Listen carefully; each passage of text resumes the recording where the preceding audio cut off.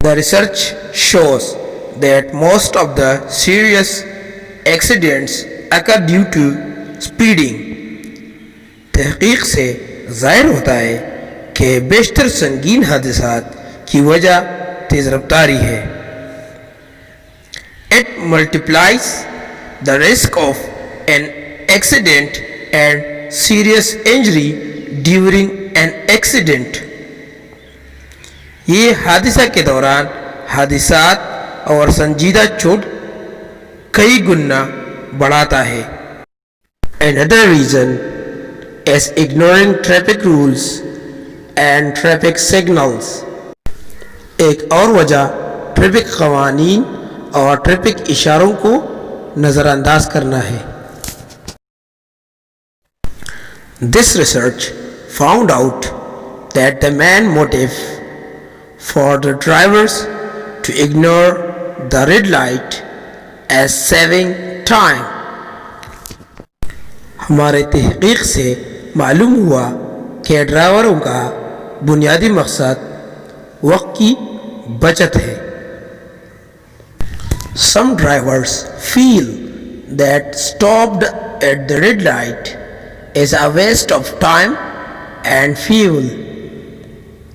کچھ ڈرائیور ایسا محسوس کرتے ہیں کہ سرخ بتی پر رکنا وقت اور ایندھن کا ضائع کرنا ہے.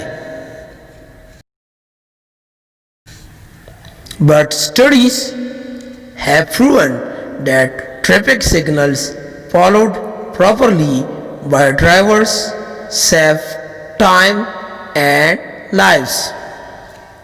لیکن مطالعات نے ثابت کیا کہ ڈرائیوروں کو ٹریفک اشاروں کی پیروی وقت اور حیاتیات یعنی زندگیوں کو محفوظ کرنا ہے.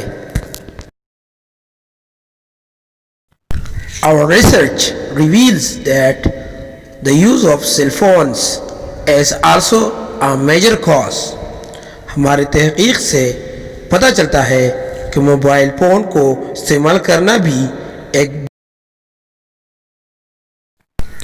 When a cell phone is used while driving, جب ڈرائیونگ کے دوران موبائل فون کو استعمال کیا جاتا ہے, it distracts the attention of the drivers.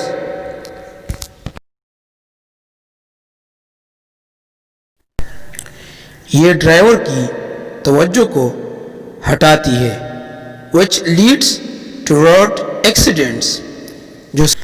In addition, our research shows that another factor behind road accidents is avoiding safety gear like seat belts and helmets during driving. اس کے علاوہ ہماری تحقیق ظاہر کرتی ہے کہ ایک اور عمل سڑک کے حادثات کے پیچھے حفاظتی گیئر جیسے ہیلمٹ اور سیٹ بیلٹ سے ڈرائیونگ کے دوران wearing seat belts and helmets doubles the chances of survival in a serious accident. Helmet سے اور سیٹ بیلٹ پہننے سے سنگین حادثات میں زندہ بچ جانے کے امکانات دگنے ہوتے ہیں. Safety gear keeps you intact and safe in case of accidents. Safety gear یعنی حفاظتی تدبیر آپ کو برقرار اور محفوظ بناتی ہے حادثات کی صورت میں.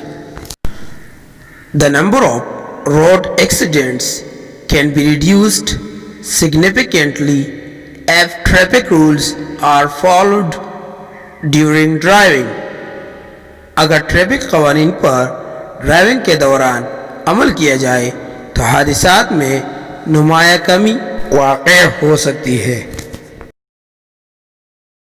تو بچوں، آپ لوگوں کو چاہیے کہ آپ لوگ ان الفاظ کے معنی اپنے نیٹ کاپی میں لکھیں اور اسے یاد کریں.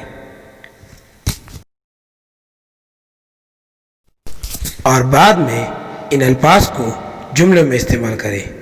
شکریہ۔